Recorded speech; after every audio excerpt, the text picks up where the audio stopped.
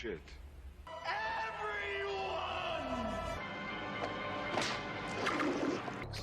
Hightailed it out of there.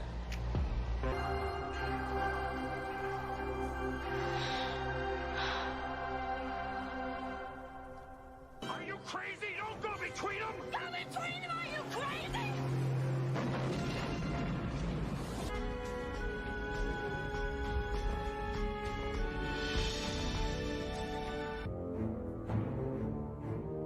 Welcome to my home. Good morning. Good morning.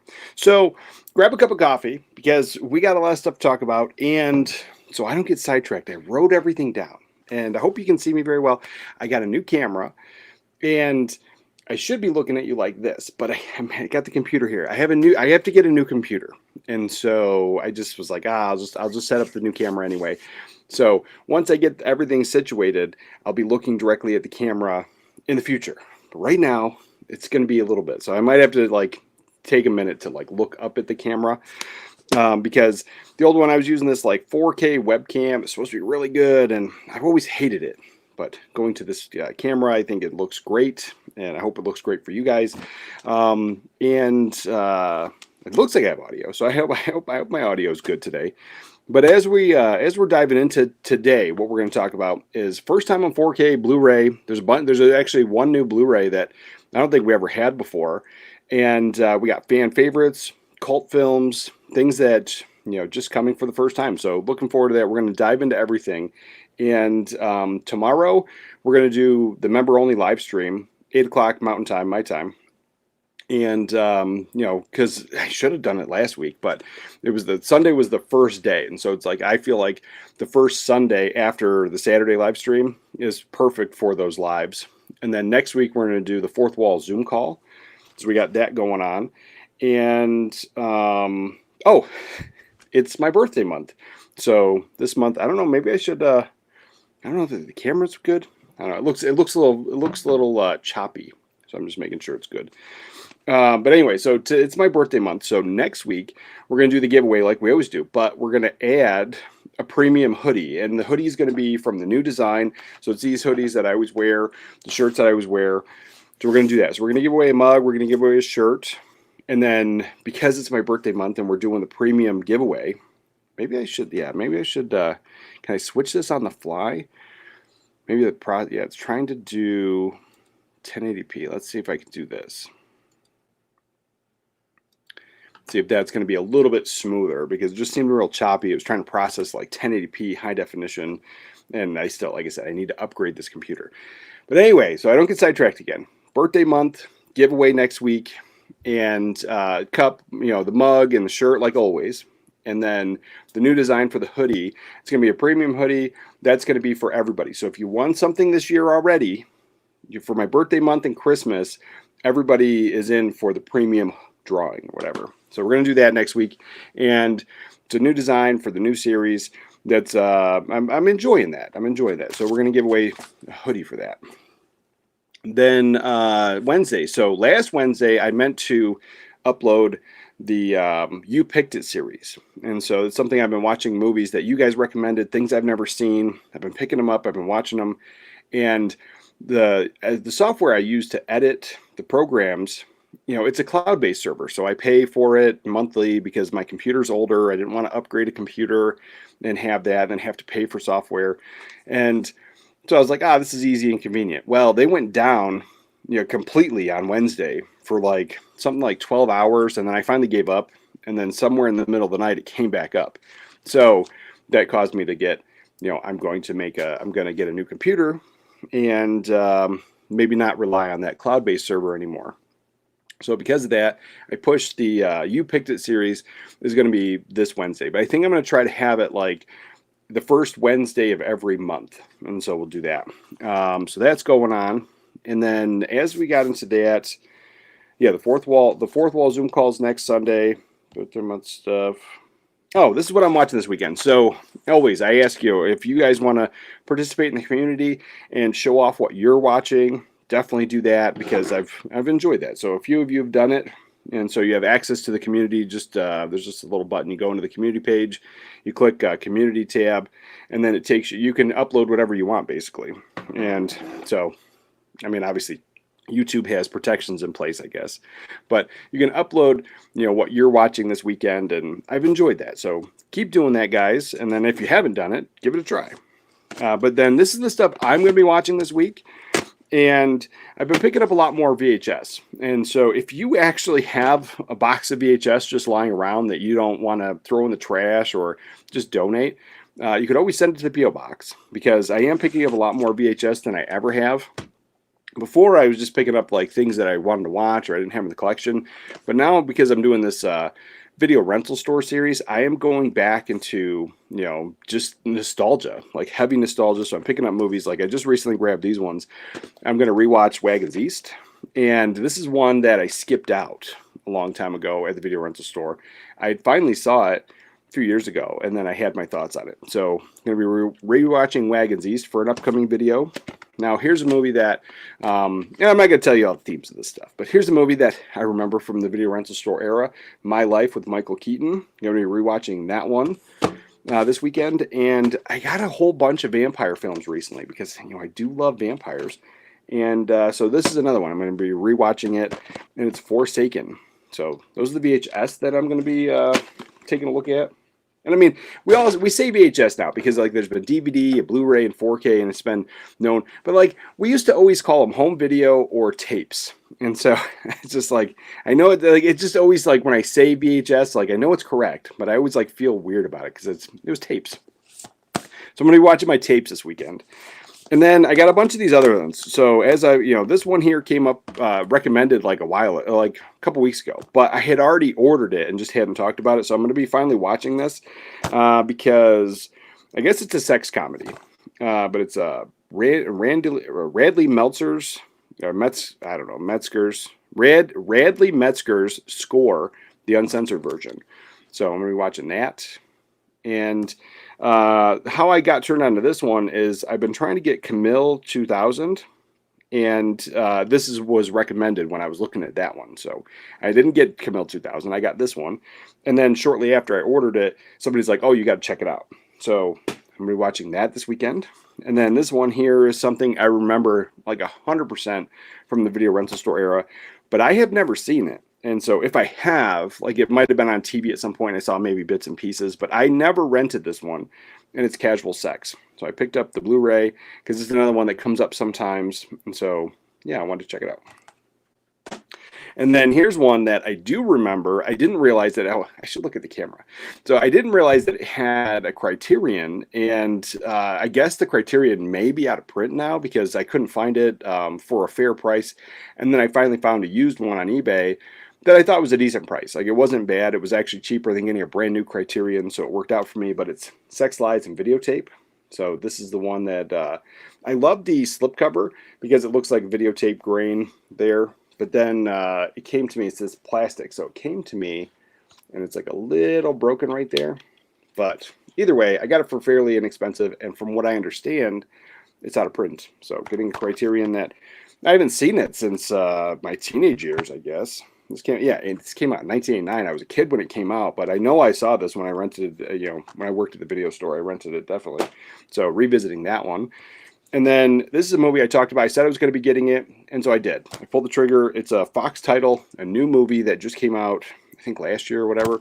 But it's one of those ones like I guarantee it's probably not for everybody. It seems like a drama that's also a comedy. And you got a great cast here. You got Woody Harrelson's in this film. Who else is in this film? Jamie Lee Curtis, a bunch of people. Looks like Rachel Weisz is on the cover there. So it's Ella McKay. So I'm looking forward to this one. But again, like I totally get that it's not for everybody. And this is something I definitely would have rented back in the day. I was always into dramas. And so, yeah, that's that without the slipcover. It's a Fox title. It's new. It's physical media. I said I was going to be picking it up. I hope I like it. Complete blind buy. But I did pick that up because I said I would. And moving forward, I think any of the Warner titles that I can grab that are really, I'm interested in, obviously. I don't just want to buy stuff to buy stuff. But the Fox titles, I think, I'm just going to grab them all. Like if they're putting them out on physical media, I'm probably just going to start grabbing them all. And hopefully that kick starts. I mean, I know I'm just one person. Like I totally get it. But if we don't buy this stuff, they won't put it out. If we buy it, hopefully we can get more. That's my mindset. But, and then this one, I've said for a while that I've been picking up one anime title or one anime series per month. And I've been watching it because it was a huge blind spot in my collection. And I know anime is not for everybody, but it does get recommended often enough. And so I finally started pulling the trigger on some of it. And so this month I picked up Black Lagoon. Well, I think I technically picked it up last month, but I'm going to be watching it for this month. And it is Black Lagoon, the complete collection, all 29 episodes. And this is another one that comes up. I think it's like a hard R kind of anime type of story, but looking forward to it. But yeah, it came at least twice. And usually that's kind of my thing. If something gets recommended by anime, it has to come up at least twice for me to jump on it. So looking forward to that one. So as always, let me know what you guys are going to be watching this weekend, and let's dive into the show. What do we got? Let's see. Oh, that is another thing. Hold on 1 second. Because I'm pretty sure, where's my phone? Hold on. Let me get this keyboard before we really get rocking and rolling. Here it is. We have a new channel member, and let's welcome them on in the typical fashion. Let's see. Double check. Because I normally write it down. I forgot to write it down. Let's see. Yeah. Flow 233 or 2333. Flow 2333 is a new channel member. And so welcome.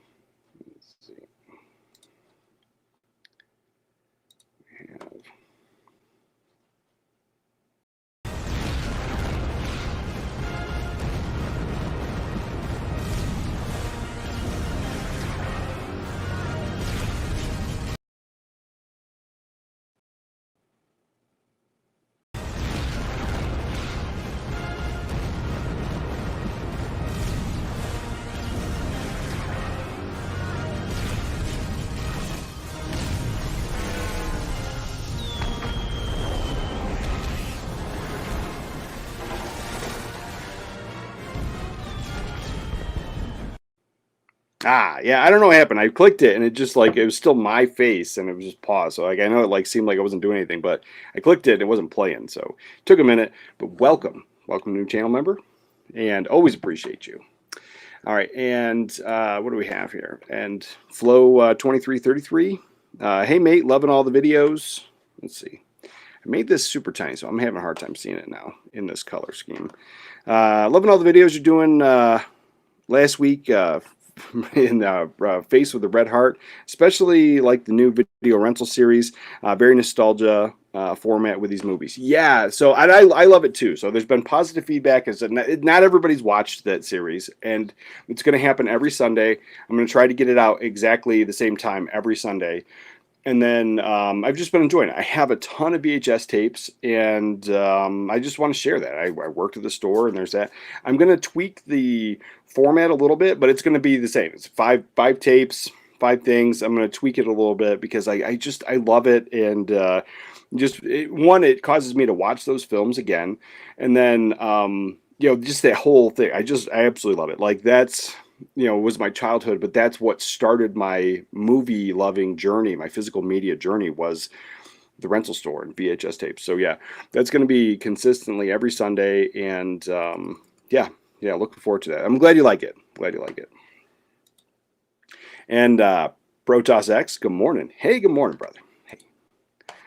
And morning, Andy. Good morning. And Tammy's World. Hello, all. Got the whole Buffy collection on VHS. I still collect them and enjoy it too. Nice. I'm glad you're collecting VHS. I only have 3 of the. There was a box set of 3 of the Buffys that I have. I don't remember which ones I have, and it might just be like random. It might not even be part of a season. So I have those, but I do have season 1, I think, and season 2 on DVD. I still don't even have that whole complete series of Buffy, but I would like to. And then we just rewatched the show, or not the show, the movie the other day because I talked about it, and then my kid was all about it. So I was like, yeah, I love it because it's also like a reason to rewatch older films, things that I've had in the collection, things I love, but it does have that like, oh, I haven't seen this in forever, let's watch it, and it's fun. It's fun. But yeah, VHS is I didn't think like in 2026 I would still be talking about it, but I'm glad I am because it has been fun. It has been fun. But I had picked up like a bunch of random things too. Like I have a pile over here that I still have to go through, and there's probably like 25 new VHS to the collection, a whole bunch of stuff. Things they have, there's definitely a purpose. Like there's a purpose. There's things I've seen, most of it. I've seen most of it, but I haven't seen it in many years, some of it. And then there's a few things in there that are brand new to me, and we're going to talk about that. Because I'm not going to spoil the theme, but I have a video coming. I think we'll do it next Sunday for that one, for the ones I haven't seen. And I will have watched them by then, but then we'll have the whole reason why I haven't seen them. Let's see. And I saw that one too, but I don't remember either. Yeah, it happens. It happens.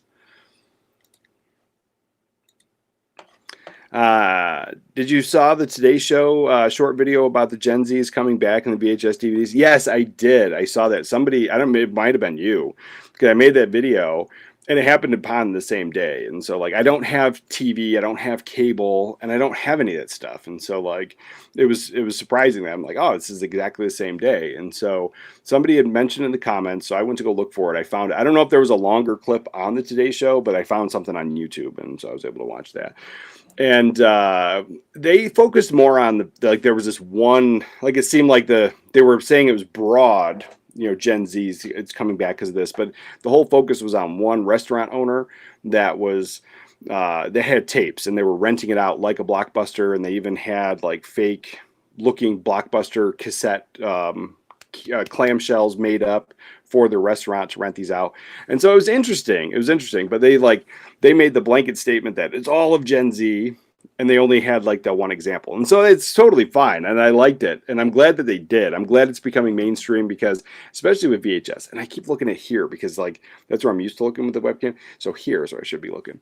And yeah, so it's like, it's one of those things that I love it. I love the fact that it's being talked about, and then you can go back. Like I found several like pockets. Like, so today's show was pretty big, but there's over the years, there's been little pockets of like smaller network news channels that might be, in some weird place in Kansas or something like specifically like that. And you'll find it where they're talking about people going back to physical media, people renting stuff. And then there was these like boxes that would pop up almost like mailboxes, and then you could leave your tapes there, and you could take whatever you wanted, and they just recommend that you just either put it back when you're done or donate more. And so they like the little Blockbuster boxes. There was like a whole video on that was popping up around places. So people are going back to it. And the thing is, there is nostalgia. For me, definitely some nostalgia. And that's why I started it. But then like over the years, I've been, doing it for over 10 years. And my thought process about it has changed. And so like I said, this year alone, I'm buying more VHS than I ever have.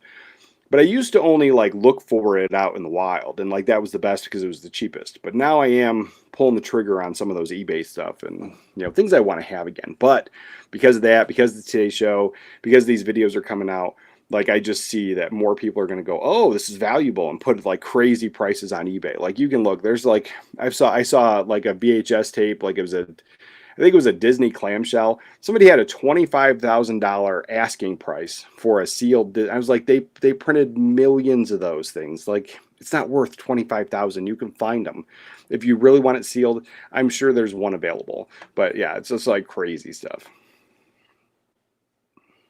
Let's see, we got that, and James. Good morning, James. Morning, 80s. I just watched the films Axe and Kidnapped Co-ed. Nice. Last night on DVD, classic grindhouse stuff. Thought they'd be more drive-in fare, but they're way messed up and a very hard R stuff. Yeah, that does happen with some of the grindhouse, but yeah, like some of it, like there's always the thing where like covers get you, and so it happens to me all the time. It's always happened to me where I'm watching it, and either the cover's like way too good for the film, or it's like not really good enough. Where you're just like, man, like something like that. Like you're like, oh, this is gonna be safe, like.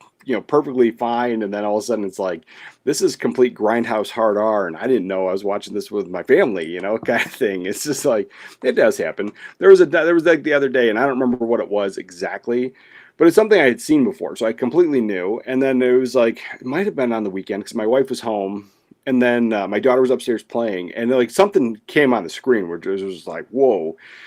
But I was fine with it. I'd seen the film before, and I knew, there's a good, if she comes down the stairs, like there's a good amount of space and time where I can stop something. And so my wife's like, "What are you watching?" And it's just like, well, I've seen it before, but I didn't remember that part, and so it does happen sometimes. Let's see. And thanks. I feel honored. Yeah, well, thank you. Appreciate you. And Matthew says, does buying Laserdiscs count? I picked up 2 Arrow. Yeah, because counting what? Like for just physical media? Yes. For the video rental store stuff? Yes. Because it was during that era. Like if we're talking about those things, I'm not sure what we're talking about. Let me finish reading it before I jump the gun.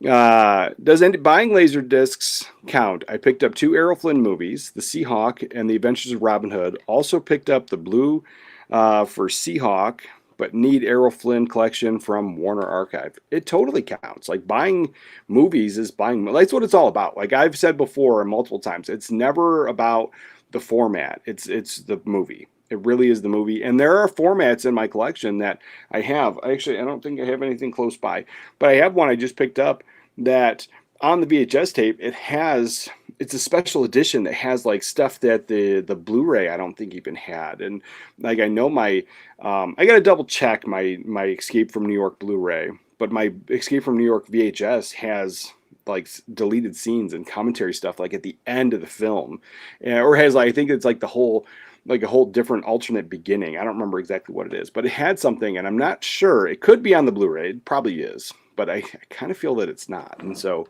yeah, it's about the movie, not about the format. And it's always like collect what you like, for sure.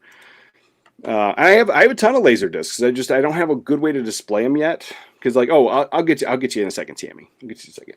So I have this thing. So I'm kind of frustrated. So I had to. My region free player had a hiccup, and I checked like all the other region free movies that I've had for years have been working fine. They work fine, but the last 2 ones I just bought, for whatever reason, it says can't find menu, and it just will not play either of those discs. But those discs work when I put them in other players, but then they say this is not a region compatible disc, but this is what the disc is, so it knows all that stuff. My region free player couldn't even get to that point, and then. So I was like, I got to get a new region free player, and I got a video coming on that because I did something different. And I'm looking forward to it. I don't know why we're not connected here, but so I got that.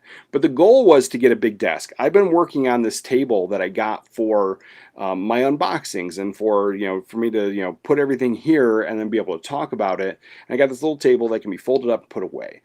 But since we moved, I hadn't figured out the desk situation yet. And so then something has constantly always happened where I'm like, oh man, now I got to do this. And so I always allocate funds that for my desk for something else. And then, so that's the goal. But now I'm in this like mode where I just picked up the new region free players coming. So I picked that up. And then I have to get a new computer because this one's slow. It's 11 years old at this point, and then I kind of did a workaround where it's got the software isn't supported anymore, but I kind of finagled it so I'm using the new software on an unsupported machine, and it's not the best situation, but it is working, and I'm hoping like a couple weeks. I think I'm gonna pull the trigger on a new computer, and I'll probably get a used one just to save some money, but. There's that thing. So I have that goal, and I have that. And then I have this, I have a lot more of this VHS coming in. So I want to get one of those spinner racks. And so I have this whole 10-foot wall here that I don't have. It's something you guys don't ever really get to see. And so I want to put a decent sized desk here and then have that spinner rack in the corner. And so like that's the goal, but it just keeps getting shifted to the right or to the left or however we want to look at it because life keeps happening. And so it's one of those things. I'm not going, woe's me or, that, but I have a plan and it constantly it keeps getting shifted to the right. My original plan was to get this, like there's this really unique bookcase that's on Amazon that's perfect for vinyl records, laser discs, all that stuff. And that was the goal. And then when I got into this room, it didn't really work out. And so I still could get that shelf, but then I could I'd have to put the laser discs in another room, and there's that whole thing. So I do have like a good amount of them, probably like, over 80 laser discs, and I have a couple on display, but like to actually access them, it's not in the best place. And so, yeah, and I actually moved my laser disc player downstairs, and I had to run a converter to go from the S-video out to the TV, which is HDMI, and because all the new TVs don't have all the good inputs anymore. So I have the laser disc down there, and that's super fun, but yeah, it's like I'd rather have it up here. So yeah, laser disc counts. Let's see. All right, so let's get back to Tammy's thing. Let's see, Tammy says, I think the Buffy movie is out of print here. I own it though, and I love nostalgia. Let's see. And I love the nostalgia to it, the days of renting movies. Oh, for sure. And I'm pretty sure our version's also out of print. I could be wrong on that, but it was an early pickup for me. Like, I don't remember when I got it, but I love the movie. I love the movie from when I was a kid. So the Blu-ray was an early pickup, and I think it is out of print now. But I picked up the VHS not that long ago, so I'm glad to have that. Yeah, I love Buffy. I hope we get a 4K. Like, that's one on the rewatch on the Blu-ray.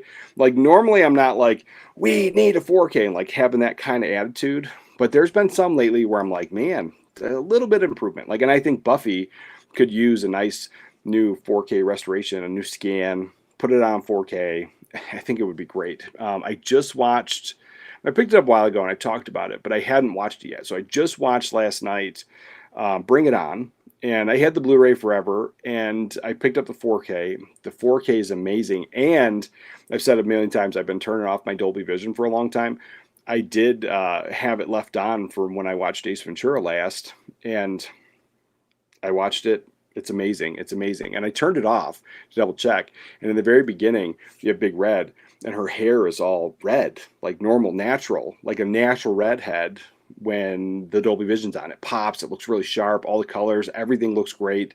But when I turned it off and I had the HDR, the hair just didn't seem exactly the same. It didn't seem right. So I actually watched Bring It On in Dolby Vision and really enjoyed it. So yeah, older films, or not older films, films shot on film, movies shot on film, put on 4K have the potential to look absolutely amazing, because I don't think they have to do the color correcting. Like, yes, you can color grade stuff, that always happens, but you're going to get a more natural image. Like just this camera here, I had to spend the morning getting the color correction, and I don't even know if it looks good or not. It looked better than it did out of the box. And so with all digital cameras, that's something that they don't do. They leave it like neutral or blank, and then they fix it in post, and some movies look great and some movies don't. Older movies shot on film, if there's the correct lighting, unless they do something different, usually look really good. And anything basically from the 90s doesn't have all that time for sitting in a warehouse degrading and wasting away, and potentially could look absolutely amazing if a new 4K scan is done sooner than later. And anything from the early 2000s that was also shot on film. I just watched Eon Flux, shot in 2005 on 35 millimeter film, and it looks incredible in 4K. So yeah, I do, man. I do. I think it looks great. And so yeah, Buffy could use a nice 4K scan for sure. Just saw Double Impact 4K, and the movie is really fun. I went with the MVD instead of the 88 films. Yeah, that's great. I just picked up the VHS. So yeah, I don't know what I'm going to get. I like the 88 films, but you're right. The MVD is probably fine. There's that for sure. I may pick up Adventures of Robin Hood Blu-ray because the 4K can't be on the horizon soon, can it? You never know with that stuff. Like some of the stuff, like I honestly thought, but then some of the stuff is just coming out of left field, and we're getting it, and I didn't expect it to. And so yeah, I was like, maybe it is. But yeah, pick up the Blu-ray. I think you're fine. But if you're going to pay like $30 for it, then yeah, it would kind of suck if we got a 4K tomorrow. But I think you get the Blu-ray for a fair price. Or even like if you don't mind getting used. Like I've gotten plenty of like my collection is used and in really good shape. So yeah, you can always try that route too. Same old HD DVD master. I've been ages for an upgrade. Yeah, I was like, an upgrade would be great. Waiting ages. Yeah, don't worry about it. So sometimes I jumble my words, but sometimes I read them exactly how they're written, and then still people are like, "That's not how it's said." I'm like, well, that's how I read it. But sometimes I jumble my words for sure. Good morning. I have Captain Blood from Criterion coming. Nice, enjoy that. I did. I really enjoyed that. It was a good watch. It was a first time watch for me for sure. And I liked it. I like a lot of the older films, and I don't know why that one missed me for so long, especially being, that scene being shown in Goonies my entire life, and like, there's a lot of times where I purposely try to track that stuff down, but I think I just saw Goonies at such an early age, and then my entire life it's just kind of out of not even part of the like thought process because at the time when I saw it, there was no internet. You couldn't just like Google, what is that movie that's playing in the movie? And so I've been doing it a lot lately since IMDb's been around. But yeah, that's one I never have. And yeah, I enjoyed it. I really did enjoy it. Let's see. Aunt Tammy says, what is the best Blu-ray player to pick up? I'm not interested in 4K as I was wanting to get a surround sound. Honestly, it really all depends. So you could honestly get, if you just want a really good Blu-ray player, like an old video game system is a really good Blu-ray player because it was designed to play video games and work a little bit harder with scanning those games. So I think my personal experience as using video game systems as a Blu-ray player was always great. It was my first Blu-ray player was a PlayStation 3. I had the PlayStation 4 for the longest time, and then when 4K came out, I eventually bought dedicated Blu-ray players, but I think I always had a better experience on the game system. And then it wasn't until I got like heavier into the surround sound, and I was like, I want the better features and options. I ended up getting dedicated players, but I ended up getting like top end stuff that had more inputs and outputs that you'll ever need, and most people don't even use anyway. And so if you're not doing all that, I think a game system is fine. But just like a nice Sony is great. People enjoy those Panasonics, some older Pioneers. If you're just looking for a Blu-ray player, as far as new goes, I would just pick up, just a Sony would be perfectly fine. I've enjoyed that. I haven't had a lot of bad experiences. There's tons of people online that'll say Sonys are the worst, Panasonics are the worst, or they'll just try to, cram down your throat whatever they bought. And I bought a lot of stuff over the years. And like I said, I've always had a good experience with those game systems, just always working. I have a PlayStation 3 right now. And I'm like, how old is that thing? 20 years old? And it's still rocking and rolling and works flawlessly. And I took good care of it. And like, that's a good thing. But, sometimes if you're buying used, maybe it wasn't taken care of very well. But that's my opinion, my personal experience. But any Blu-ray player is just going to work, but you're going to get it at such an affordable price now. If you're just looking at just Blu-ray, it's almost worth picking up two, having one in the closet just in case you ever have an issue or it breaks. You have that backup spare, because I've seen Blu-ray players like $50, sometimes even on sale even cheaper. So there's that. If you want to get like a really good surround system and you need like all the better outputs, I ended up going with a Panasonic UB9000, and then I had a problem with it, and then I looked into it, and it seems like an actual defect that the manufacturer, some people have good ones and a lot of people have bad ones, and so it's one of those things. But the Panasonic has a great picture, but so far all of my Sonys are rocking and rolling, no issues. Hail 80s. Well, hail Quantum Age Comics. Hex Allen here. Guess what I got in the mail today? I don't know. What did you get in the mail today? I don't know. Comic books? Well, enjoy. Let's see. Have you watched Once Upon a Time in Hollywood from 2019 with Brad Pitt? If so, what are your thoughts? I've been thinking about picking it up on Amazon. So I had some thoughts. It's a well-made film. I like Quentin Tarantino. I like it. So my initial thoughts were I was over it because it was a Hollywood production, a story, but then you have that whole real connection to Sharon Tate. Sharon Tate really was murdered in that whole real connection, and they don't really that's there, that's kind of there, but they take like the revisionist history kind of view on it. And so like I don't hate it, but at the time I was kind of like, this isn't for me. But I actually want to pick it up myself. I want to give it a rewatch and give it a second try because I remember enjoying it up until the point where I'm like, well, this isn't the actual Sharon Tate story. So there's that. But there's plenty of those movies, and I just picked up the Sharon Tate movie not too long ago. So like I have that in my wheelhouse and in my collection. But yeah, I'm gonna be picking it up myself soon. I haven't picked it up yet, but I might as well put it in the cart anyway. But it's something I've been wanting to revisit. It comes. I mean, I think it's a great film. That's the thing. I really do think it's a great film. It's just at the time, I had a bad taste in my mouth, for sure. Let's see.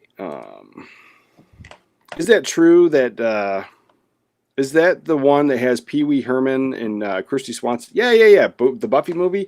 And Paul Rubens has that iconic death scene that's absolutely ridiculous. And then after the credits, pops up again, a little bit more dying. Yeah. Yeah, I always loved that film. That was actually my first Donald Sutherland movie. That was the first time I ever saw him in a film. And Video Pro. Good morning, brother. Good morning. Hope you have your coffee. The Buffy movie looks really good. Lots of colors, nice sets. I love it. But I like the new TV show as well. I like the TV show as well. And I think you're right. I think it does look fine. And the colors are great. It was shot on film, so I think it's great there. But it does, I think, watching it on the OLED television, I think it has like a little room for improvement for a 4K. But I don't like, it would be a day one because I love it, but not because I really need it. I think the Blu-ray is great. I used to love the Kirsty Swanson back in the day. Let me see. I used to love Kirsty Swanson back in the old days. There was that bad movie, The Mannequin. See, you say bad movie, and I love it. I think it's great. It's one that I talk about often. I watch it often, and the sequel too. But the first one I thought was amazing. So I do have those. I liked her in that. I liked her in Was That Part 2. I don't think she did Part 2. She wasn't the was she? Let's see. Yeah, no, she was in Part 2. That's right. She was in Part 2. It wasn't her. Let's see. I have both of them, and they're both Olive Films Blu-rays, and you can get them for a fair price. I think they're still available, but I do like those. But I think that's the only way they've been put on Blu-ray here in America was the Olive Films releases.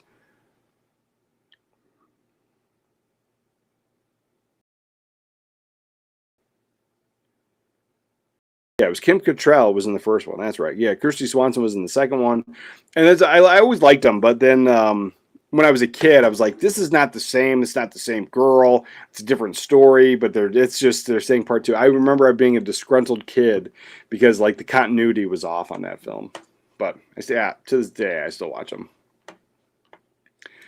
Let's see. The other film I watched a lot was Species with Natasha Henstridge. Yes, that's great. And just picked up, I didn't get the first one, but I picked up the second one on VHS recently. But I have both of them on Blu-ray. Or I think I have the second one on 4K and the first one on Blu-ray for sure.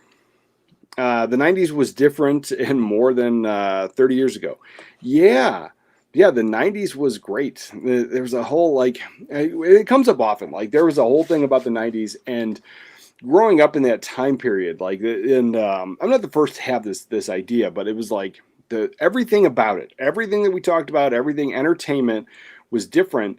But you have two camps. So you have the whole idea that the things were made different because you look at like all of our childhood trauma and all of our movies that we watched have those crazy, ridiculous scenes like the Never-Ending Story with the Artrex, like in the swamp of sadness. Like, come on now, like that's ridiculous. And you have like all these like every Disney movie, like that's a joke meme on the internet. Like every Disney movie, like mom's dead, dad's dead, everyone's dead. Like, and like, so there's like constant trauma. You don't have any of that stuff in modern kids stories. And so there's that. But then there's also like the 90s was like the last time frame that we really all had the same stuff at the same time. So you can watch YouTube now, you can stream anything, you could go to the movie theater. You have so many options now.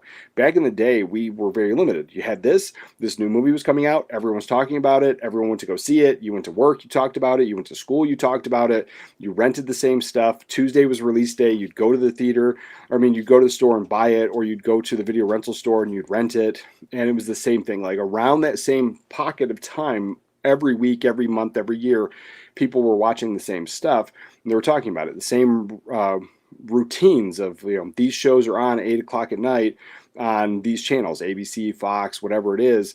And yeah, sure, you had cable and you had access to other things, but the majority of people watched the regular programming that was on those channels. And so you had the 90s of this pocket of it was the last. I think it was the last great era of media for sure. Let's see. Thank you. I will most likely get a Sony. I'm starting an Arrow collection and really enjoy what they offer. I just bought my stepmother is an Alien and the Burbs. Nice. Let's see. The Burbs. So if you got the Burbs Arrow, I don't know. Did you get the UK? Let's see. Are you in the UK? So before I say anything, are you in the UK? Because if not, my Burbs Arrow is a Region B movie that it had to have a region free player. So it won't just work in a regular standard player. I had to upgrade for that. So if you live in the UK, perfect. If you don't, you might need to get a different player. But I love both of those films. My Stepmother is an Alien is one of my favorites from when I was a kid, and I have that Arrow too. And I talk about that one as often as well. See, Rutger Hauer was so good in Buffy. Yeah, and it's going back to those older films too, like 80s, 90s. Again, I think it was like a great era for not just media, but like at the time, the actors. You look at some actors today wouldn't take those roles. Like they seem above that, or they don't. It's like whatever. Like, but you hear like Frank Langella, always famously said like. One of his favorite roles was playing Skeletor, and he was looking forward to a sequel. Like he was hoping there was a sequel, and so there's that. And you have they would take these roles that just, maybe didn't fit them or didn't whatever, and it's just or goofy. Like like some people would look down on Buffy, and one, fans like it, and two, actors are still getting paid. Like there's there's that conversation. Like you do what you do. Sure, you don't have to take every role, but it seems like a lot of them like that would take roles like, Rutger Hauer took the role in Buffy. He had fun. It seems like he had fun in that role. And so I like that type of stuff. Like obviously Paul Rubens had fun in that role as well. But yeah, for sure. Let's see. The first one had the chick from Porky's and Big Trouble in Little China. Yeah, Kim Cattrall. Yeah. Police Academy. Yeah, for sure. Yeah, I had a brain stall for a moment. When I hear of Rutger Hauer, I think of Blade Runner and Tears in the Rain. Yeah, I was like, those are classics. And the thing is, like, I know he's in Buffy. I probably saw Rutger Hauer in Buffy first as a kid, but I never think of him in that. Blade Runner is one I definitely think of. I always think of him in The Hitcher. There's a few Rutger Hauer films I always think of, but yeah, Buffy's not one. But it was definitely my first Rutger Hauer film for sure. And good morning, said the Brick. Is the stream glitching for anyone else, or is it just my connection? If it is glitching, it might be my new camera. That's the thing. So the camera is better, but the computer's still not better, so it's probably processing at a higher frame rate. And I dropped it down from 1080p to 720, hoping that it would be better, but I can't see it on the iPad anymore because the iPad is dying, and I have it plugged in and it's still dying. So I hope it looks good on my end. That's the issue. It really does look good on my end. I just can't tell now because my iPad's dead. Let's see. Yes, I'm in the UK. I love nostalgia films. I recently got Fletch Lives and Fletch. I need both of those films. I don't have them. I might have Fletch on VHS. Like there's that. But I don't have the Fletch films at all on Blu-ray or 4K or anything like that. So I do have to get them. And glad you live in the UK. So you don't have an issue. Get a nice Sony. You should be happy. And there's that. Let's see. What do we got? How about Sean Connery and Highlander? Oh, amazing. I've talked about that a few times. I love it because it also comes from a time where they didn't matter. Like actors are actors. You take on a role, you're pretending. No matter what, at the end of the day, you're pretending to be something you're not, and you're that's what you do for a living. But then in that movie, you have Christopher Lambert, who's French, who's playing a Scotsman, and then you have an actual Scotsman who's playing, something else. And so, I don't remember what he was playing in that, but I loved it. I've talked about it numerous times. I've broken it down, but I love it because it just goes to show you that a good actor can pretty much do anything, or you can have such suspension of disbelief because they enjoy it. Like Sean Connery in that role, whether you believe it or not. Oh, he played a Spaniard. That's what I don't know why I had a brain stall, but he played a Spaniard in that film, being a Scotsman, and it just was great. And then always that story that Christopher Lambert didn't speak English before he took that role, and he basically learned any English he had to do the movie. And then so I always liked that. I really did. But yeah, Sean Connery and Highlander, perfect. I enjoyed it.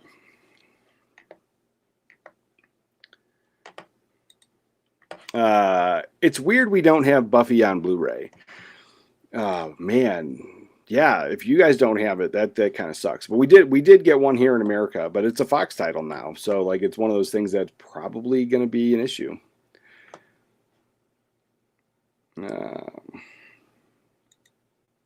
Let's see. The Buffy show needs a new 4:3 master without any of the bad things they did for the remastered 16:9 HD version. They need to go back to the negative and redo it, and it's Disney. They won't. Yeah, they probably won't. You're right. The thing is, I'm seeing more of it, and that's why I picked up that Fox title earlier this week, because it is one of those things. Like Fox is putting out stuff. I'm going to try to buy it because I hope that they're going to put more of it out. But that back catalog, if they could just license it out to some of these boutique labels, it would be amazing. And they would make money hand over fist. Like that's an actual thing. They would make a ton of money on that for sure. But anyway, so let's dive into the things I'm excited for, the things we're here for. And it is these first time on 4K and Blu-ray fan favorites and cult films. There's a ton of cult films to talk about, actually. So there's some stuff here. And then there's a movie that I enjoyed. I thought I had ordered it, but apparently I did not, because it came out this week and it didn't show up. So I do have to order it. I swear I did. I swear I ordered it, but it didn't show up. So we're going to talk about that, because I actually liked it. It's a newer film that I liked. A lot of times I talk about the older films and what I like. And usually the newer films, I'm either like, I wasn't a fan, or I just skip it altogether because I know it's not a me movie. There's that. But The Running Man is one that just came out. And so I thought I bought it. I didn't. I guess I didn't, because it didn't show up. But they're also saying it's not available now. So it'll come back in stock. So I'm not super worried about it. I'm not going to try to get it on eBay or any crazy thing. I'll just wait till it comes back in stock. And this is also a movie that you might want to pick up on sale. I did enjoy it. For 30-year-old remakes, I've not been a fan. I've been very vocal on that. And I give them a try. I give them all a try. I have them the benefit of the doubt. But at the end of the day, I always like the original. And maybe some of it is nostalgia, but also some of it is, how things are done modern, the modern pacing, the modern storytelling, all the CGI, all the stuff. This one here, it was different enough and fun enough that I really enjoyed it. So the Glenn Powell Running Man movie, I'm going to be adding to the collection, and it's not going to replace, the Arnold Schwarzenegger Running Man. I think that has a place on my shelf forever, and definitely gets a yearly watch. But this is going to be part of the rotation, part of the conversation. And it was fun. It's definitely still a modern film. It has that modern storytelling, the pacing, all that stuff that I usually don't love about some of the newer films. But this one didn't take its time to like crap on the original either. And so I liked that. So I liked the fact that it was different enough. But while it was being different enough, it wasn't saying everything that came before was garbage. And if you like that, then you're garbage. Like that's usually the talking points with some of those films. And not to get in political stuff and all that. But it's common. Whether you like the film, you don't like the film, whatever, whatever you believe, that's usually been the constant conversation. Like when they did Star Wars, I think there was that same thing. Like when they redid that, then the cast was out there that clearly had never seen Star Wars before. saying that it's the first time that women are going to do stuff now. And, you know, it was just like, did you not see Princess Leia take the light or the blaster and start shooting everybody? Like, did you not see that? And so, because they never saw that stuff before, they just talking points and they just repeat stuff. So it's always around. I don't like it. And it usually gets, you know, those kind of talking points, not only do they just linger, but when you watch the film, you kind of feel that too. This one had a great time, and I will be picking that up for sure. So then we got that, and then let's see, nothing else. Oh, and then this one, I did get this one. It's coming, I think it's in the mail for sure. So I don't know why I haven't got it already, but it said it'll be here on Monday. So this one here, The Girl Who Leapt Through Time. So it's called Epic from 1983. Looking forward to it. And so this is something that I'll let you know what I think of it later on this month when I get it, or I'll get it on Monday. But when I do my haul video, I'll probably talk about that one because I'm looking forward to it. So that one's definitely coming. All the rest of the stuff, I didn't pick up anything else. So we got that one. But this one I might go back and get this one at some point. The Shout Factory 3 movies here, the Swordsman trilogy. Yeah, that's one I'm interested in. I haven't picked it up yet, but I'm interested in that one for sure. And then here's the one that we're talking about. So Gone with the Wind on 4K from Warner Brothers. And so this is why, you know, last week we talked about it, and I have my apprehensions on this purchase. And, you know, it came out shortly afterwards. I talked about it where they're buying up all that debt. It just came up the other day in an article that basically they consider like the whole Paramount corporation is basically junk now because they have all that debt. And you know, it is one of those things that I think and I hope that they start cranking out a bunch more of these back catalog titles because it would just print money hand over fist. But if they don't, this was my apprehension. We have great movies like this, Gone with the Wind. Whether you like it or not, it's a classic film. People love it. It's been part of the conversation for probably the better part of, oh God, when was it made? The 30s? 1939. So, you know, the better part of like 80 years. So we're close to it. And so, yeah, that's a great film. They remastered it. They put it on 4K. It's coming out. More people can watch it for the very first time. It is a very long one. And so it is one of those things. I don't give it a yearly watch, but we watch it every couple of years. And every couple of years, my wife complains because she doesn't like, you know, some of these movies anyway, but 3 hours, she's never looking forward to it. But she always sits through it with me, so that's always a great thing. But this is coming to 4K. I'm looking forward to it. I'm going to be picking it up, and I hope that we get more of this back catalog stuff. I hope that they don't change anything with the acquisition, but it is one of those things you never know what's going to happen. We already talked about Sleepers. I'm going to be picking that up for sure. Fight Club. I wish it wasn't just a Steelbook only option, but I'm going to be getting it. I love it. It's also a Fox title. So I'm going to get that. And I'm going to put it in the protective case, but I always hate those protective cases too. But then this is the Warner Archive new restoration of Frank Perry's Last Summer heading to Blu-ray. I'm also picking this up. So this is also one of my issues with the whole acquisition. Like, I don't necessarily think that this line is going to continue. Maybe it does. I hope it does. The back catalog stuff, Warner Archive, I enjoy them. I enjoy what they put out. It's not crazy over the top. There's not a ton of extra stuff. It's not bloated, so the prices are crazy. I think the prices are fair, and they're putting out a lot of their older back catalog stuff, and not just the really, really old stuff. Like, I have like 2 movies from the 90s on Warner Archive. So I hope more of this comes out. But Last Summer from 1969, love the cover, love everything about it. It's one that I don't think I've seen unless there's a different cover and maybe I saw the VHS years ago. But from reading the premise and then looking at this, it does not spark any memories. So I'm going to be picking it up. But it also sounds like something I would have seen back when I was a kid, when I was a teenager. Warner Archive, let's see, what does it say? During summer vacation on Fire Island, 3 young people become very close when a uncool girl tries to infiltrate the trio's newly found relationship. The construct an elaborate plot has a violent result. Yeah, that sounds like something I would have 100% rented back then.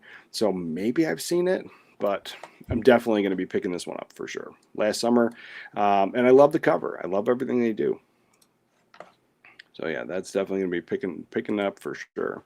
We got that, some cult classics here. So Poverty Row classics, East Side Kids and the Gang of Mine. So it's a 2-pack. I'm not a huge fan of these 2-packs. I'm glad they're putting these out. And I understand the need for 2-packs because maybe these aren't big sellers. I totally understand that. But there's a 2-pack that's getting a re-release, and I didn't pick it up originally because I wanted the films, but I didn't pick it up originally because I don't like the 2-pack stuff. But I just found out one of the films has 101 films released in the UK, so I'll be importing that for sure. But this one here, I would easily watch both of these films. I'm not going to be picking up the 2-pack. That's just me personally. If I found them on VHS or a DVD, easy day. But East Side Kids and The Gang of Mine, yeah, I would probably watch both of those for sure. Then we have this one from VCI. I don't think this is a cult classic at all, but it looks like it might be a first time on Blu-ray here. The Gay Desperado, an old, let's see, from 1936, an old black and white film. The Gay Desperado, and it's let's see, a singer who works in a movie theater providing live entertainment is apprehended by the music-loving Mexican bandit. Yeah, that sounds fun. Sounds like the guy kidnaps a girl. I'm all in on those old 30s films. Stuff that, people scoff at today and find inappropriate or wild. Yeah, I like all that stuff. I'll watch it. The Fall is getting a UK 4K edition. This is a movie, I still haven't seen it. Like, there's some of those, like, one location films, like, just... I don't know. I think it would be a one and done. I don't think I need to revisit it, so I haven't picked it up. But I am interested in watching it. I've heard good things about it. But this is a movie that, for me, it's like Phone Booth. I like Phone Booth. I think it's a good film, but I've owned it for many years, and I probably have seen it 3 times in maybe 15 years or however long the Blu-ray's been out, because I've had it for a very long time, but I think I've seen it only 3 times because it is that one location. You know what's going to happen. The suspense is all gone after you watch it, and there's rewatchability, but I usually wait for the Phone Booth to watch it when I kind of forget everything, and so then I rewatch it. And I think that The Fall would be kind of the same thing. The first watch, I think, would probably be fantastic. And so I'm setting myself up for this one, but I hear good things about it. But you guys are getting a 4K from the UK, which is awesome. HDR presentation of the film and both versions of the film, or 2 versions of the film. So that's great. And I like the cover art. It's interesting enough. It's exactly what you're getting into, and it's not just the main actors just standing around on the cover. It's interesting, and I like it. So there's that. And then what are we getting? Let's see, this one here, another cult classic, or not? I don't think it's a classic. Another cult film that's coming out, and I'll be picking it up because the cover is intriguing enough, and I like it, and looks like she's getting naked. But we have Love Letters of a Portuguese Nun from 1977. I love 70s cinema and exploitation stuff. I remember renting it when I was a kid. So like I've never seen this as far as I know. I don't think I've seen it. So I'll be checking it out for sure. I don't think it's a day one pickup, but I like the classic artwork there. You're getting audio commentary, memoirs of a Portuguese nun, and it's Jess Franco. So it's exploitation, crazy film. But this one here, comes out. Let's see, what is this? Comes out in April. So that's one I'll probably be picking up for sure.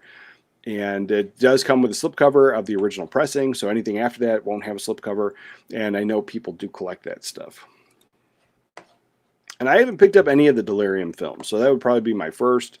Then we have this. This is news, and so it's not physical media, but this was put out a bunch of times already. But The Killer is actually getting a U.S. theaters release, which is nice. I don't know where this is going to take me. There we go. Yeah. So G Kids and Shout Studios will screen the new 4K restoration of John Woo's The Killer from 1989 in theaters across the nation on April 5th, 6th, and 8th. So check your local listings if it's going to be there. That would be, I like the film, so that would be something that worked out. Like, it's just good. Like, I would go see that in the theater. A great Saturday afternoon film for sure. But I understand that it's not for everybody. So if this is your film, definitely go check it out for sure. But I'm glad they're putting some of that stuff in theaters. I think that's great. And I know that Shout does their own streaming thing. So or maybe they don't. I don't know. I know some of these studios are doing their own streaming thing. So the fact that it's going to theaters, I think is amazing. So we got that. And then this one, let's see. The Ghost Galleon coming to 4K and Blu-ray. I'm pretty sure this is the first time to 4K, and I love the cover on this. And so, exploitation film, cult film. I'm not sure exactly. It's clearly a cult film, but I'm not sure if it's an exploitation or not. But from the cover, it kind of looks like it is, and I love it. I love the old painted movie posters, and based on the poster alone, that I'm buying the movie. Blind buying the movie. I haven't even read the premise, but I like it, so I'm in. And you're getting 2 discs, 4K Blu-ray combo pack release, new 4K restoration from the original camera negative, sold on everything. And it's coming with some extra features. And this one comes out in, when does it come out? In April. So yeah, that's another April pickup for me. Easy day. I hope it's a lot less than the $50, but I still want it. Got that. I think that artwork is absolutely fantastic. Let's see. Let's put this away for a second. Let's catch up with the chat.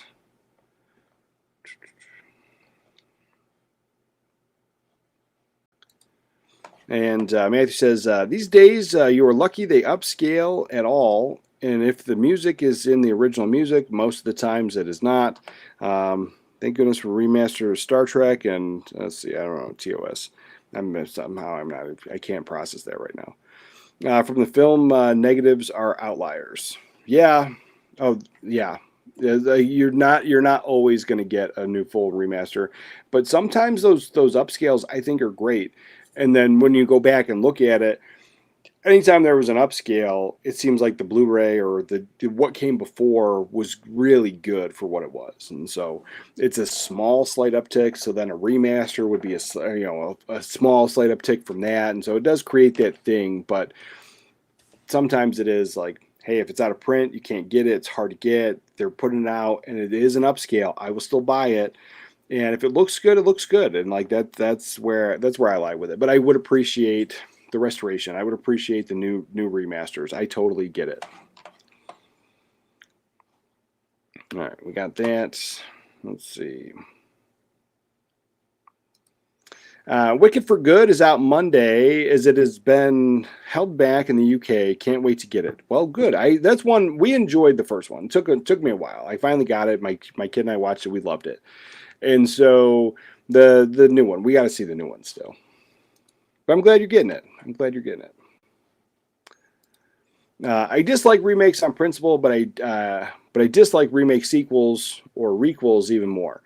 Yes. I'm there with you on that. And then like the remake sequel, and it's only like really tied in so you're not disgruntled, so the people that love the original aren't all mad about it. Like that's the thing that happens a lot. I haven't even seen the new I Know You Did Last Summer, because that's what it was. Like it was like they're still tying it to the old one, but it's really just a reboot, and there's I'm just like, get out of here.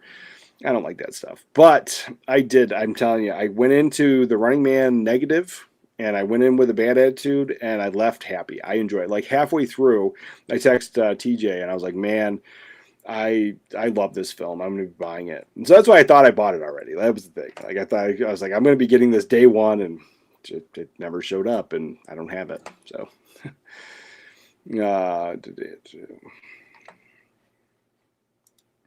let's see. You should get the anime. Let's see. You should get the anime. It's better than the live action Girl Who Leapt Through Time. I didn't know there was an anime. I'll be getting that for sure.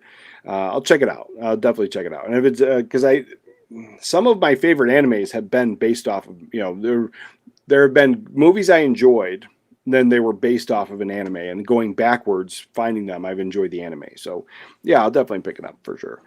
But then again, not everyone likes, I'm not even going to butcher that name. I'm going to butcher the name. So not everyone likes that person. So I get it. Like anime is not even for everybody. There's that too. But I've been enjoying it lately. So yeah, easy pickup. But I didn't watch either of them. So both. I'm going to go into the movie blind. It's coming Monday. I'm going to watch. I'm going to enjoy that, and then I'll track down the anime probably for next month, because I already got the anime I'm watching this month. But yeah. What do we got? Let's see. I want to pick up John Woo films. I don't have any of his Hong Kong or American films in 4K. I need Face Off. Oh, that was a good 4K. Mission Impossible 2. I also need Hard Boiled and The Killer. I still need Hard Boiled. That's the one I don't have. And there's been a couple releases now. And so now I'm like at a point, I'm like, which one am I getting? But I was like, I think my favorite cover is the Shout Factory. I like the Shout Factory box. I like what they did. I like that Hong Kong Cinema Series line. I do like that. And so I'm probably going to go that route for sure. Let's see. Everyone watching, remember to like the video. Oh, thanks, Andy. Thanks, brother. Appreciate you. Yeah. Like the video. I'm thank you for bearing with me. I guess the video is choppy because of the new camera. Like I said, on my end, it looks pretty good. And that was the whole point. Like the old camera didn't look that great, and so like getting this one, but then now I have to get the new computer, and so hopefully a couple weeks, hopefully this month I'll be getting it. Like that's what I'm looking forward to. I just haven't figured out what I want to do yet. If I want to just get something used that's a million times better than this, and to get me through. Because there's some other big purchases that I want to get through this year, including a new 4K player, and I've talked about that already. So do I get something used that'll carry me through the next year, and then next year, go big? Because I've had quite a few big purchases recently. I still don't have the desk. I still want to get the spinner rack. There's things I want to do. And so there's that. And then there's a whole bunch of new releases that are coming out that I also want to buy. And so it's just like, the bigger the computer I go, the less my movie budget is. And so there's always that conversation. So I haven't decided what I want to get, but thank you for bearing with me. Hit the like button and get this out there. So we got the, what do we got here? Let's go into what else is coming out. So there's some things here. So here's something that's coming out of, it looks like Film Masters. So I don't love the 2-pack films, but I haven't minded some of the Film Masters 2-packs, and I have a couple of them because those feel like, they were drive-in movies at the time. So there's that conversation. They were drive-in movies, but then, it still has that vibe, boy. Like those movies kind of fit. They work together, double feature, Saturday afternoon. I love those old films. But now there's a 4-pack. I don't know if I'm in on it. Now, I think it's a great way to do it as for them as a company, but it's also a great way to do it space saving on the shelf. If you just want to get some of these older films, depending on the length of them, they might not even be super long. And so it all just works. And so having each one of these individually might not be feasible for the collector and for the company. So I get it, but I just don't know if I love it. But I have picked up some of the Film Masters 2-packs in the past, and I've enjoyed those. Because, like I said, it's a great Saturday afternoon watch. Would I watch all 4 of these films? And so that's the thing. So like those films work for me because they feel like double feature films. I don't necessarily know if I bought this, if I'm gonna pull it off the shelf and then watch all 4 films in one sitting or one weekend. And that's how I would feel that I would have to do it. So I'm glad they're doing it. Me personally, I would probably want to check these out on VHS. That's what I would do, especially Frankenstein's Daughter. I don't even know what's going on there. And so, yeah, I don't know. I'm not knocking it all. It's good. For me, I don't know if I need a 4-pack of movie. I used to stay away from them hardcore too. Like DVD era, when that was becoming big, like I never got 2-packs ever. And the only time I ever bought 2-packs, like back in the day, was when they do the VHS 2-pack.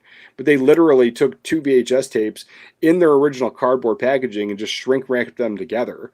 And so like that's how a lot of times you'd get those 2-packs. But not then when DVD came out, it was a lot of times sometimes it was 2 discs inside the case, but a lot of times it was one movie crammed onto one disc. And then when you had DVD, it was a lot more compression. The DVD didn't hold a lot as much as a Blu-ray does.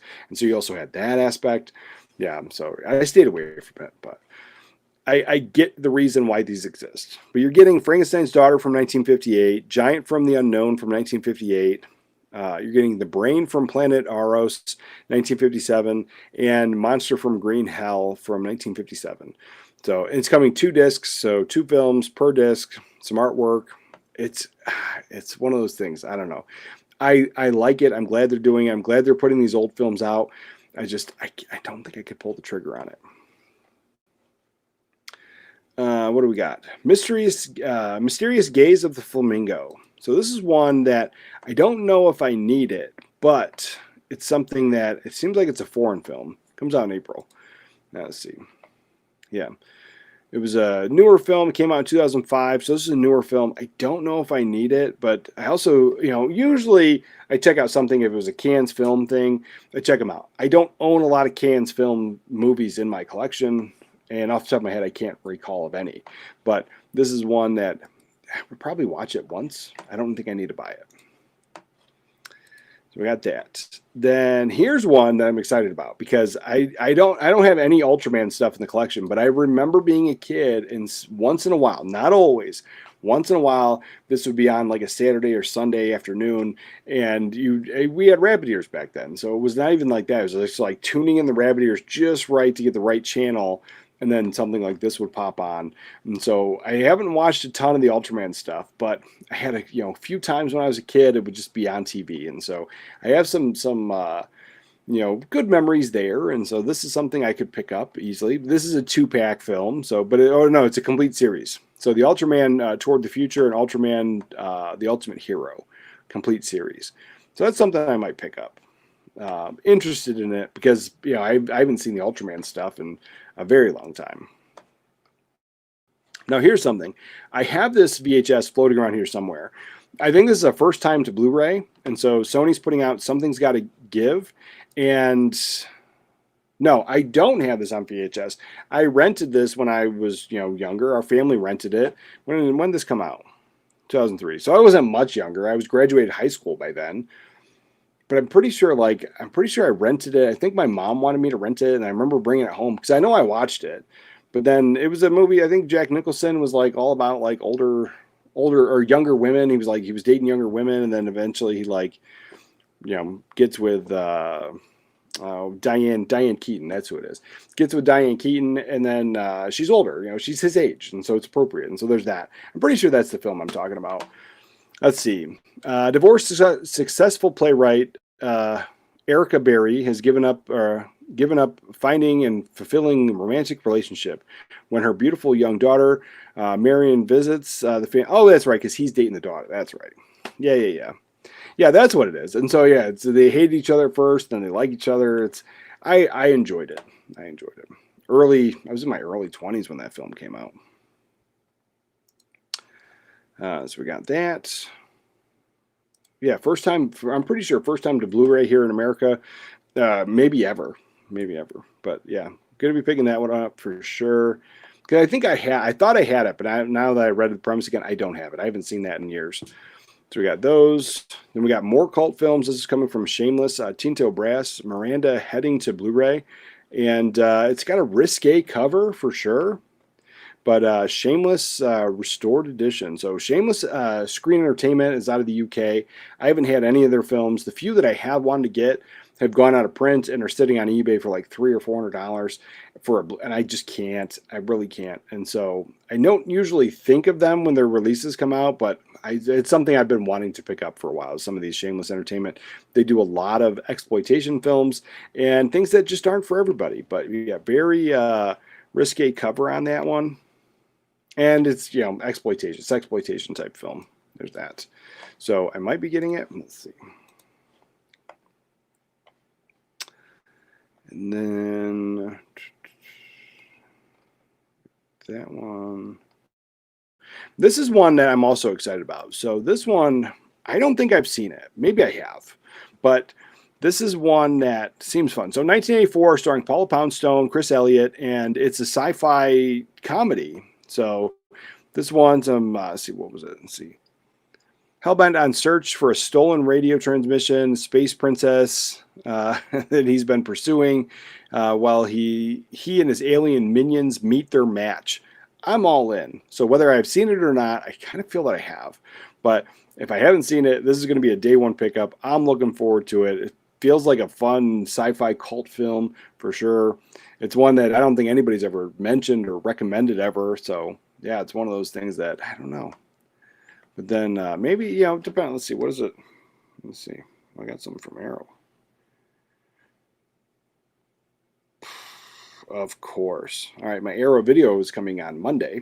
I ordered 8 diagram pole fighter. So that's coming on Monday because it could not be delivered today, which is normal. They try to deliver things on Saturday. It never gets delivered. All right, what are we doing? Let's see. So this one here, the hyperspace movie.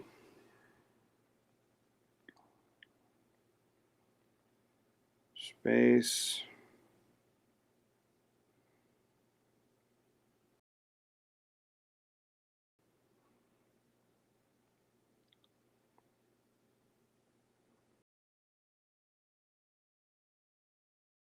I'm not seeing it on eBay. Maybe it's there, but I'm not seeing it. So I don't know what the original cover was. If that's the original cover, I don't recall that.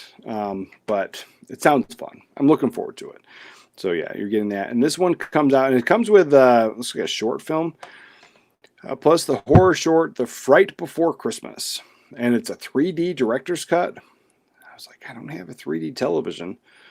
So we got that. That's coming out. I'm glad it is. And it's from 1984, but it comes out in May. So that'd be an easy pickup in May for me for sure. And this one here. The UK is getting Hell on High Water, or Hell or High Water. I enjoyed this film. I don't have it yet. I really should pick it up. I love Ben Foster, Jeff Bridges, Chris Pine, all great people. I love it. And I did enjoy that film. So I haven't picked it up, but the UK is finally getting a 4K. And so, yeah, maybe I'll be picking that up for myself. Maybe not the UK version. We got a version here, so I'll be picking that up. But, yeah, for sure. Studio Canal's putting this out in, what is this, also May? Yeah, May. And, yeah, looks great. I mean, I'm sure the 4K looks great. It's a newer film shot digitally. I enjoyed it, and I just haven't picked it up. Because, like, when it got released, I had just seen it, and I kind of forgot about it. But, yeah, I liked it. Got that. We talked about that stuff. Cutter's Way is one that I will be getting. This has been recommended. It was put out by Fun City Editions. So this version of it, Radiance is putting out a limited edition version here, and I'll be picking it up. Going in blind on basically a recommendation. So that's one I'll be picking up. When does it come out? In 2 weeks. 2 weeks. So it'll be coming out in March. So it'll probably make April's You Picked It series, because it's come up so often in recommendations, and I just haven't picked it up yet. We got that, and there's that, and we got another 2-pack. But there's re-releases are coming out too, so there's that. But this one here, Noir Classics double feature. Now something like this, I would prefer these again separate films, but these films look great. Borderline, Fred McMurray, and DOA. I'm not sure. My friend in Australia recommends a lot of older films, especially the noir stuff. I feel that maybe he's recommended the one with Fred McMurray before because it just seems familiar. But that's one I wouldn't mind on a 2-pack because I know myself. If I'm watching a noir film like that, easy double feature for me. I don't know if I like them. I haven't seen them yet, but I would probably pick that up. That's not a big deal for me. But like it's those other ones where I'm like, I don't know if I need to watch that film. But for some reason, the noir films, I forgive them.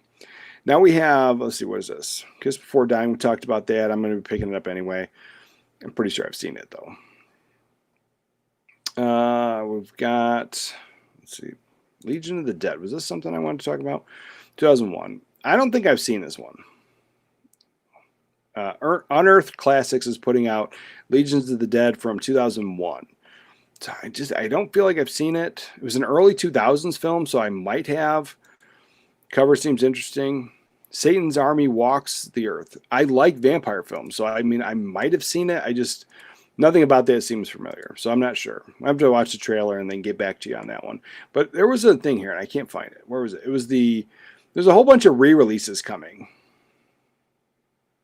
And I clicked on it this morning because there's some things I was going to get or talk about. I don't remember now. Oh, here it is. Scream Factory and Shout Factory announced May releases. Was this the one I was talking about? Yes. So there's a bunch of things that they're putting out in May. But Motel Hell has been put out a bunch of times. School Spirit, I just picked that up not that long ago. So I have that. That's great. But then this movie, The Warrior and the Sorceress, I've had it on DVD for years. It had a Blu-ray, and I don't even know, did I pull the trigger on that Blu-ray? I had it in my Amazon or my eBay cart for a long time, but it was expensive, and so I didn't. Let's see. But I might have picked it up in the move. No, I just have the DVD. So yeah, this is something that was sitting at a higher price tag on eBay. Not a crazy price, but still much higher than whatever this $27 is going to be. So I'll be picking this up finally. I'm glad they're doing re-releases, and that's something that comes up sometimes. Like, why are we getting these again?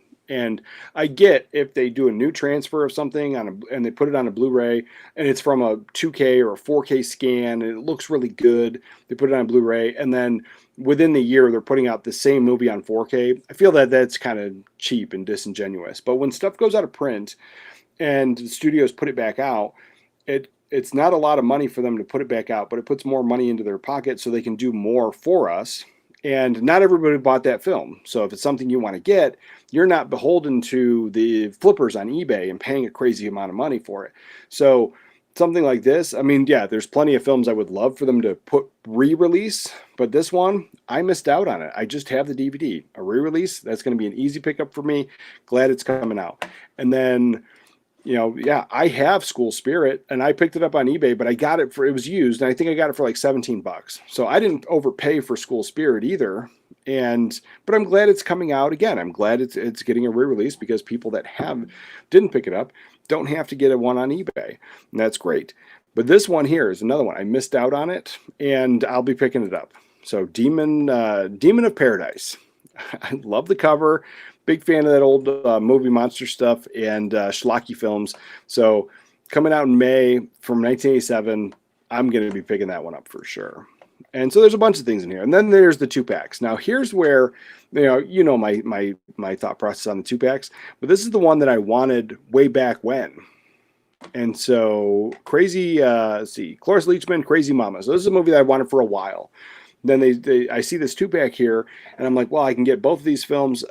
Lady in Red, I don't think I've ever seen that one, but Crazy Mama is something I've wanted for a long time.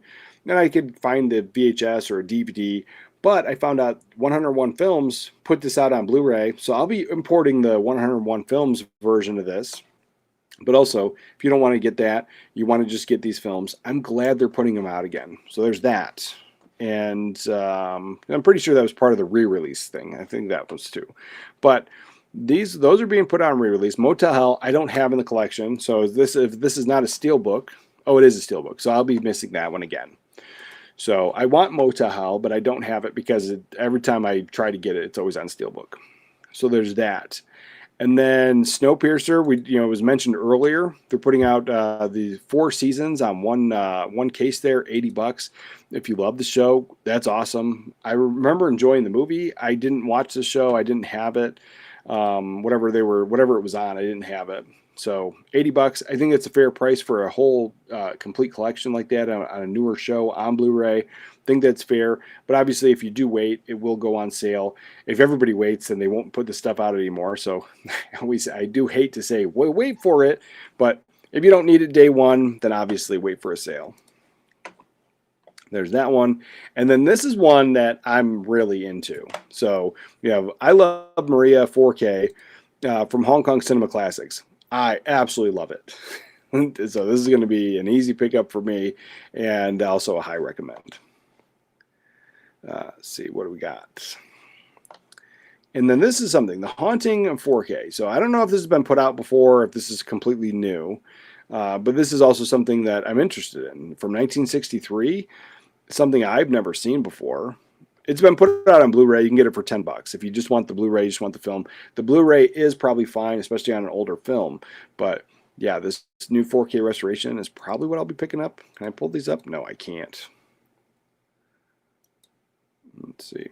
Yeah, so collector's edition. Yeah, it seems like it's a ghost story. I'm all in.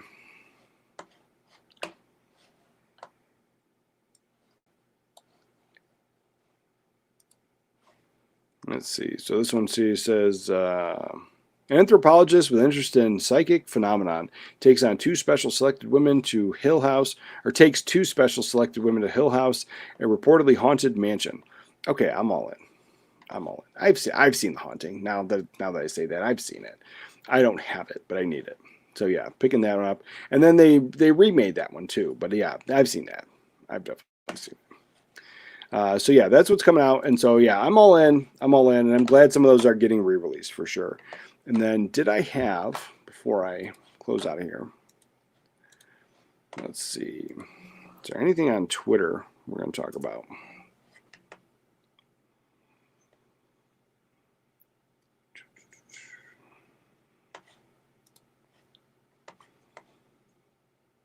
Yeah.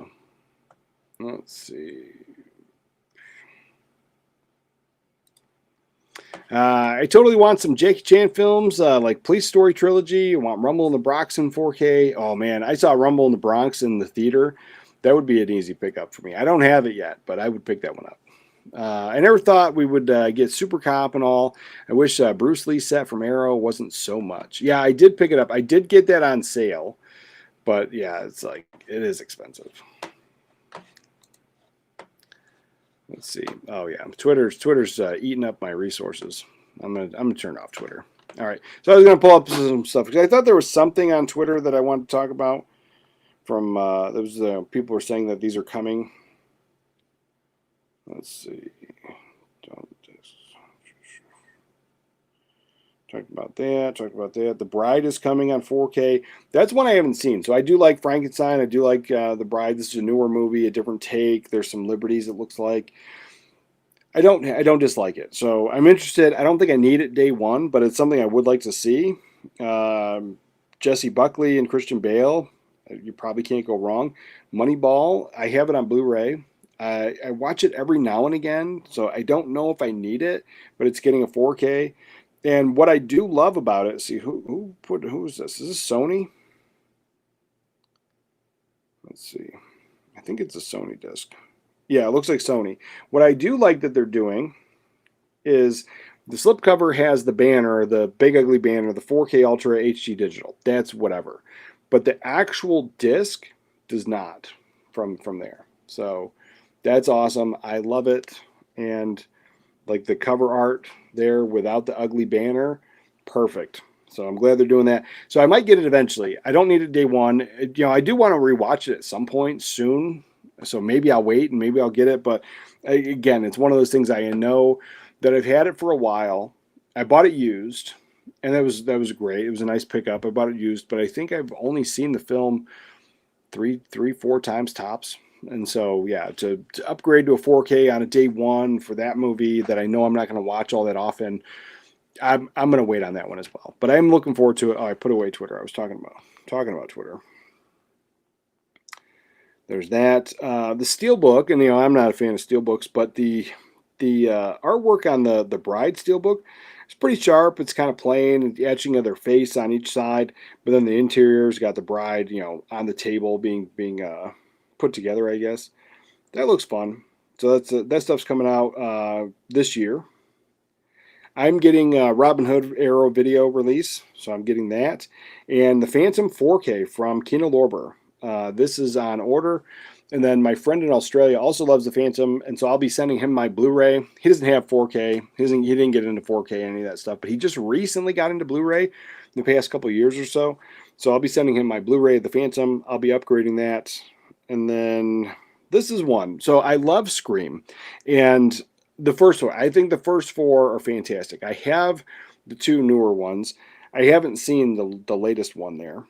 And yeah, I don't know. Let's see.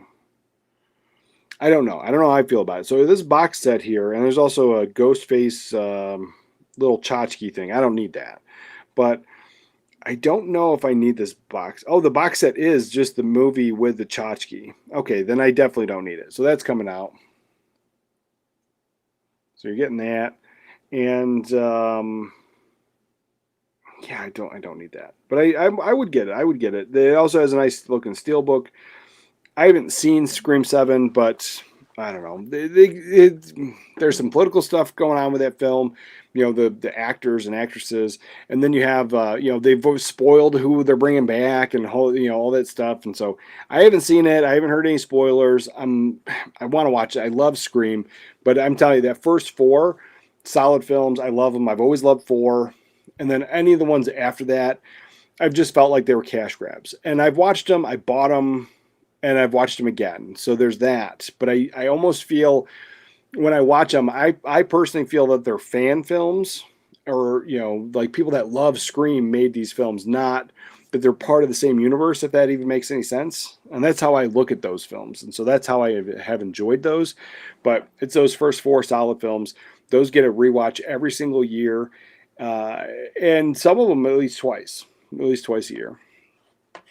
We got that. And then, good morning, Robert. Nice to see you here, brother. Hello, everyone. Oh, we got the everyone. Well, hello, brother. And thanks for the everyone. Let's get that in there. Bring me everyone. What do you mean, everyone? Everyone!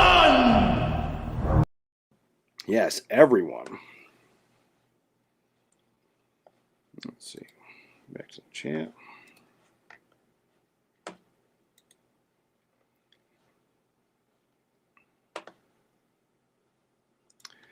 And speaking of 2-packs, what does not make sense to me is cramming 2 films on a DVD, 9 discs. Yeah. Then bring it on set. Bring it on set on DVD is 6 films, 3 DVDs.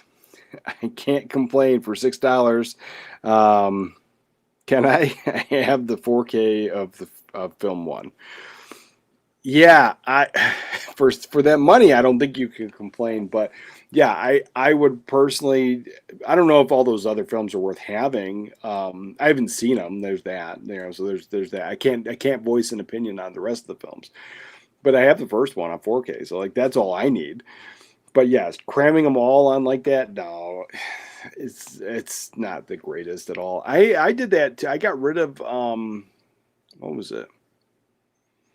I went the other way. So I had 2-pack, you know my opinion on 2-pack. That's that.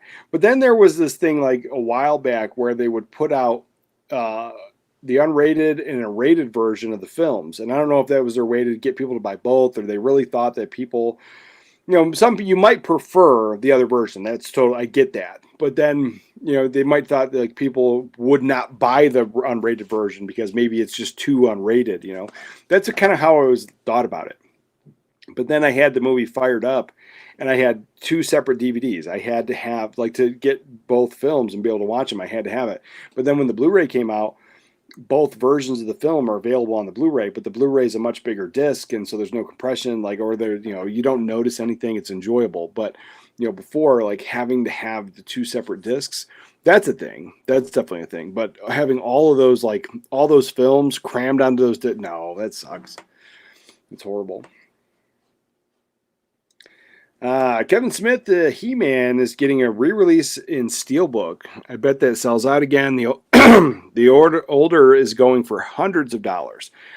I don't like Steelbook, but I wanted to see that Kevin Smith He-Man. I heard good things. I heard bad things. I'm a huge Master Universe fan from when I was a kid. Like I remember, the show, and then the spinoff, She-Ra. Like I watched all that stuff. I had the movie. I have the movie, and then in my collection and things I had, like He-Man is one of the consistent things. Like I have a sorceress statue.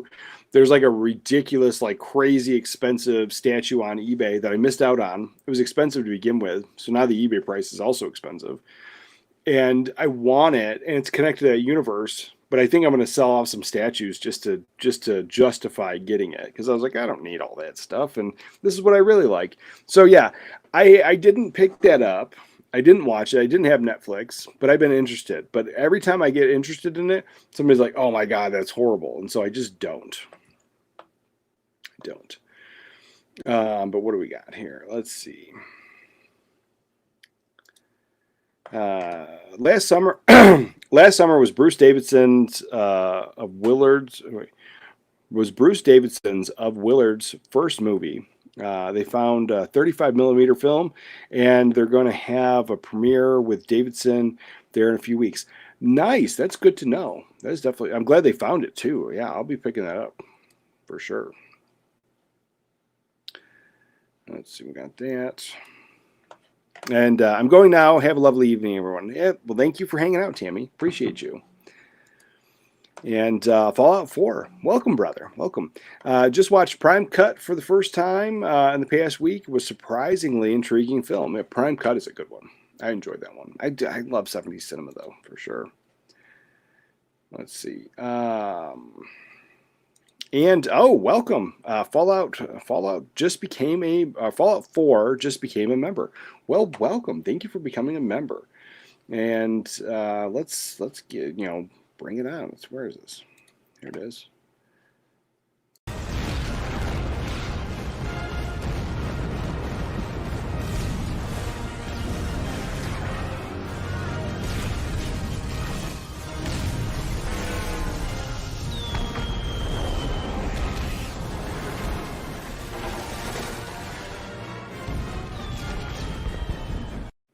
And thank you for becoming a member. Oh yeah, we had a malfunction disc, or we had a malfunctioning disc that had stripes uncut, and the uncensored, and came on the same disc. I think that they might have done that for Blues Brothers, Animal House. I know they did for American Pie. Yeah, I was like, oh man, it sucks that the disc was malfunctioning, but yeah, it's happened quite a bit. It's happened quite a bit. Where you have the uncut and the both cuts on the same disc, and I don't mind that if it's the same film. If it's the same film, that's great. Two separate discs still is usually the best, but in one case is great. But it sucks that it was malfunctioning for sure. All right, and let's see. Yeah, I hit up every single thing I want to talk about today. I'm going to hit up some family time. I got a lot of movies to watch and get through, but tomorrow at 8 o'clock Mountain Time, I'm going to be doing the member-only live stream, open to all the members. And next week, we'll do the Fourth Wall member Zoom call. And then tomorrow is the video store series. So we're going to do the video rental store series that I'm doing. So looking forward to that. And then whatever time I get it out tomorrow, like that's the time I'm going to try to consistently get that video out. But with that, remember to watch a movie today, and I'll catch you guys next time. As far back as I can remember, I always wanted to be a gangster. Oh, don't give me a cat. That's fine.